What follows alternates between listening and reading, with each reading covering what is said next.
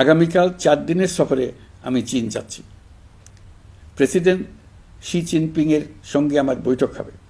চীনের বড় বড় ব্যবসায়িক প্রতিষ্ঠানের সিইওদের সঙ্গেও বৈঠক করব। পৃথিবীর সর্ববৃহৎ চাইনিজ সোলার প্যানেল নির্মাতা প্রতিষ্ঠান লংজি বাংলাদেশে কারখানা স্থাপনের আগ্রহ জানিয়েছে। আমরা তাদের সঙ্গে কাজ করছি।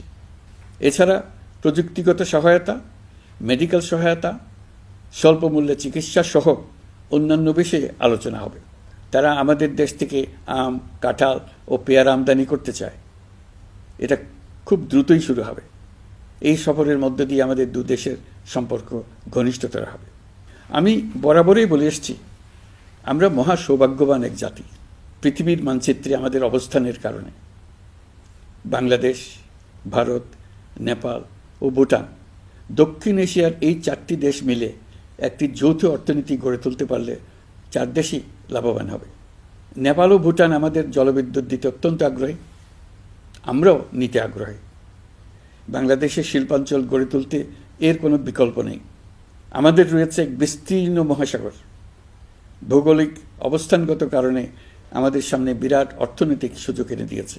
কুমিরা থেকে টেকনাফ পর্যন্ত দীর্ঘ উপকূল ভূমি।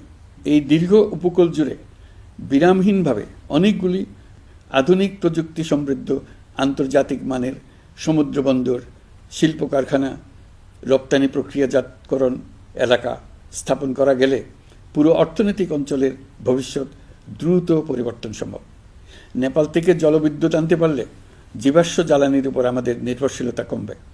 বর্তমানে বিশ্ববাসী পরিবেশ রক্ষায় সচেতন, তারা এটাকেই সর্বোচ্চ অগ্রাধিকার দিচ্ছে।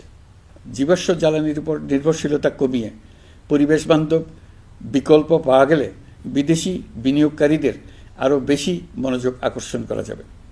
দেশের ক্রমবর্ধমান বিদ্যুৎ চাহিদার পরিপ্রেক্ষিতে রূপপুর পারমাণবিক বিদ্যুৎ কেন্দ্রের কাজ যথাসময়ে শেষ করার বেশি আমরা জোর দিয়েছি।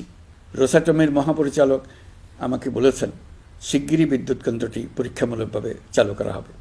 আমাদের পণ্য পৃথিবীর পণ্য। এই পণ্য নেপালে যাবে, ভুটানে যাবে, ভারতের 7 সিস্টার্সে যাবে। প্রতিবেশীদের পণ্য আমাদের এখানে আসবে, সারা পৃথিবীর কাছে পৌঁছে যাবে।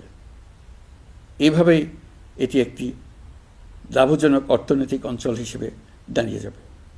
আর এই অঞ্চলের গুরুত্বপূর্ণ ভূমিকায় থাকবে বাংলাদেশ।